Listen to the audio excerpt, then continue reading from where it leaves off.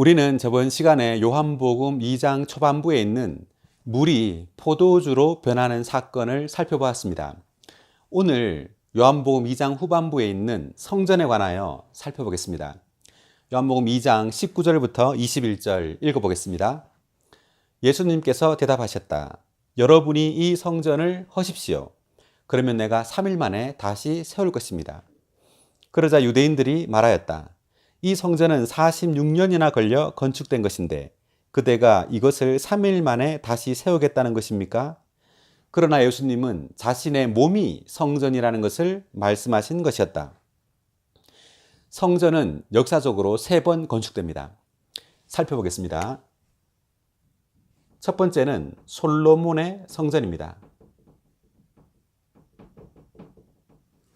솔로몬은 예루살렘에 있는 모리아 땅에, 모리아 산에 성전을 건축하게 됩니다. 그리고 두 번째로는 스룹바벨입니다. 스룹바벨의 성전이라고 하겠습니다. 이스라엘 백성들이 바벨론에 포로되었다가 귀환해서 지은 성전입니다.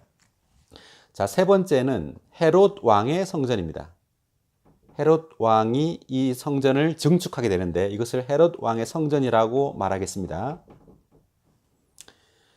여기서 여러분이 이 성전을 하십시오라고 말할 때 유대인들이 생각한 성전은 그때 당시에 있었던 헤롯 왕의 성전을 가리킵니다.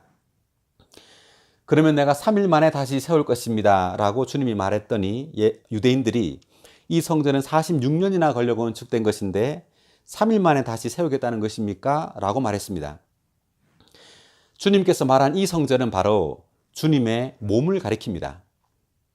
구약 시대에 있었던 성전은 다 돌로 건축된 성전이었습니다. 그렇지만 예수님께서 신약 시대에 오시면서 이제 이 성전은 물질적인 돌로 건축된 성전이 아니라 사람, 즉 예수님 자신이 곧 하나님의 거처요 하나님의 집이라는 것을 계시합니다. 우리가 요한복음 1장 14절에서 말씀이 육체가 되어 우리 가운데 장막을 치시니라고 말했습니다. 그러므로 주님은 장막, 즉 하나님의 집이요 거처인 장막으로 이 땅에 오셨습니다. 여기에서 이 성전을 헐라고 말할 때 이것은 주 예수님께서 십자가에 못 박혀 죽으시는 것을 가리킵니다. 성전이신, 즉 하나님의 거처, 초소이신 주님 자신이 그분의 몸을 십자가에 못 박히죠.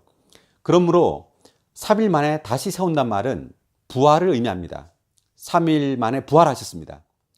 그러므로 유대인들이 생각한 성전은 물질적인 성전이었지만 주님께서 말씀하신 이 성전은 바로 그분의 몸을 가리키고 그분의 몸이 십자가에 못 박힘으로 다시 부활함으로 새로운 성전, 즉 더 확대되고 더 광대한 성전이 건축된다는 것을 의미하는데, 그렇다면 주님의 몸이 십자가에 못 박히고 3일 만에 다시 세워지는 이 성전은 어떤 성전을 의미할까요?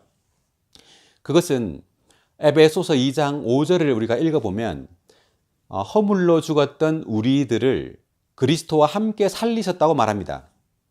즉 주 예수님께서 부활함으로 이제 모든 믿는 이들도 주님과 함께 부활했다는 것을 말하고 있는데, 이것은 주님께서 십자가에서 죽으심으로 이제 주 예수님만 부활하시는 것이 아니라 우리 모든 믿는 이들이 주님과 함께 부활하여 더 큰 성전이 된다는 것을 의미합니다. 에베소서 2장 21절 22절을 읽어보면 거기에 우리가 하나님의 성전이 되어간다는 말이 나오고 하나님의 거처로 지어져 가고 있다는 말이 나옵니다. 그리고 고린도전서 3장 16절을 읽어보면 우리가 하나님의 성전이고 하나님의 성령이 우리 안에 거한다고 말합니다. 그러므로 구약에 있는 이제 물질적인 그 성전의 시대가 지나고 이제는 사람, 믿는 이들 자신이 주님의 거처요 주님의 성전이라는 것을 주님의 성전인 시대가 온 것입니다. 우리는 이렇게 주님이 십자가에 못 박혀 죽고 부활함으로 우리 또한 하나님의 거처가 된다는 말씀을 하고 계십니다. 오늘 말씀은 여기까지 하겠습니다.